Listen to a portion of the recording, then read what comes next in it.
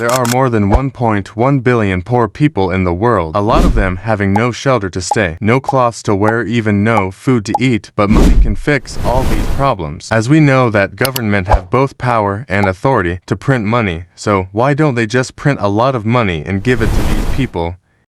Isn't the government kind? Well, that's not how economy works. Hello friends, Clipsation here, and today we're gonna dive deep in why government can't print infinite money. Well, to understand that, you need to understand what is inflation, hyperinflation, and supply and demand. Let's start with inflation. Inflation is the rise in prices of goods and services over time. For example, if inflation is 7% per year, an apple that costs $100 today may cost around $107 next year.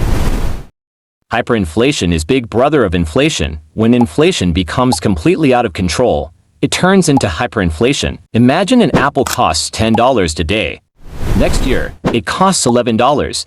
That's normal inflation. But during hyperinflation, prices don't rise over years. They rise over weeks or even days. An apple that costs $10 today might cost $50 next week and $100 the month after. People rush to spend their money as quickly as possible because every day, their money becomes less valuable.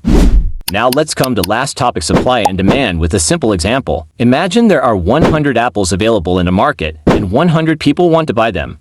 In this situation, each apple costs $10. Now suppose the number of apples stays the same, but the number of buyers increases to 200. Since more people are competing to buy the same 100 apples, demand becomes higher than supply.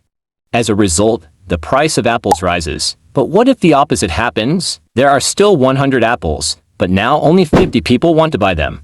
In this case, supply is greater than demand. Sellers may lower prices to attract buyers, causing the price of apples to fall. This simple relationship between supply and demand plays a major role in determining the prices of goods in an economy.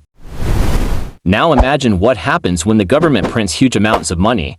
Let's say there are still 100 apples in the market, but this time the government gives everyone extra money. Earlier, people only had enough money to buy apples for $10 each. But now everyone has more money in their pockets and is willing to pay more. The number of apples is still 100, but the number of people who can afford them has increased. As buyers compete with each other, sellers realize they can charge higher prices. Soon, the price of an apple rises from $10 to $12, then $15, and maybe even $20. Notice something interesting. The number of apples never increased, only the amount of money did. This is one of the main reasons why printing too much money can lead to inflation.